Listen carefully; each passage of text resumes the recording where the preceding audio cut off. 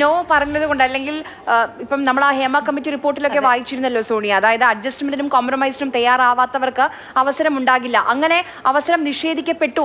കാരണം ഈ ഒരു സൂപ്പർ സ്റ്റാറിനോട് നോ പറഞ്ഞതുകൊണ്ട് അവസരം നിഷേധിക്കപ്പെട്ടു എന്നാണ് സോണിയ പറയുന്നത്. അത് മാത്രമല്ല, ഒരുപാട് ഇത് അദ്ദേഹമായിട്ട് മാത്രമുള്ള വിഷയങ്ങളല്ല, പിന്നീട് ഇൻഡസ്ട്രിക്കകത്ത് പല കാര്യങ്ങളും ഞാൻ കണ്ടിട്ടുണ്ട്. വേറൊരു ഇപ്പോൾ WCC മെമ്പറായിരിക്കുന്ന ഒരു ലേഡി, അവർ അഭിനയിച്ചിട്ടുള്ള ഒരു സിനിമയിൽ ഞാനും ഒരു വേഷം ചെയ്തു.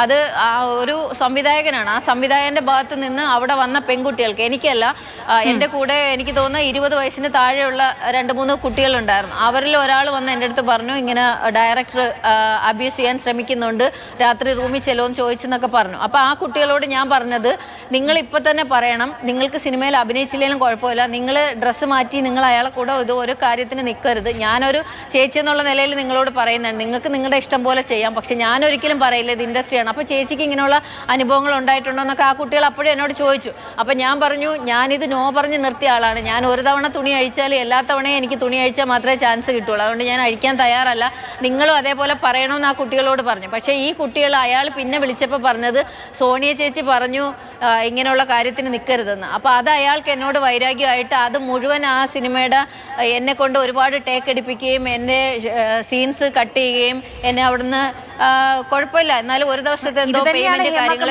റിപ്പോർട്ടിൽ പറയുന്ന ഇരയ്ക്കൊപ്പം നിന്നാൽ അവസരം നഷ്ടപ്പെടും, അല്ലെങ്കിൽ ക്രൂരമായ ചൂഷണം നേരിടേണ്ടി വരും സിനിമാ സെറ്റിൽ എന്നുള്ളത് തെളിവാണിത്. ഉറപ്പാണ്. എനിക്ക് അനുഭവമാണ്. ഞാൻ എൻ്റെ എല്ലാ അവസരങ്ങളും ഇത് കാരണം, ഞാൻ അതുപോലെ തന്നെ ലൊക്കേഷനിൽ 2 തരത്തിലുള്ള ഫുഡ് കൊടുക്കുന്ന കണ്ടിട്ടുണ്ട്. അതെല്ലാം ഞാൻ ചോദിച്ചിട്ടുണ്ട്. എന്താണ്, അവർ മനുഷ്യരല്ലേ, ജൂനിയർ ആർട്ടിസ്റ്റായിട്ട് വരുന്ന ആളുകളെ മാറ്റി നിർത്തുക, വരിക്ക് നിർത്തുക, വയറ് വെയിലത്ത് ക്യൂവിൽ നിൽക്കണം, മറ്റുള്ളവർക്ക് നല്ല കസേരയും ചെയറും ചിക്കൻ ഫ്രൈയും അങ്ങനത്തെ കാര്യങ്ങളും കൊടുക്കുക, ഇവർക്ക് ചിലപ്പോൾ ചിക്കൻ കറി ഉണ്ടാവും.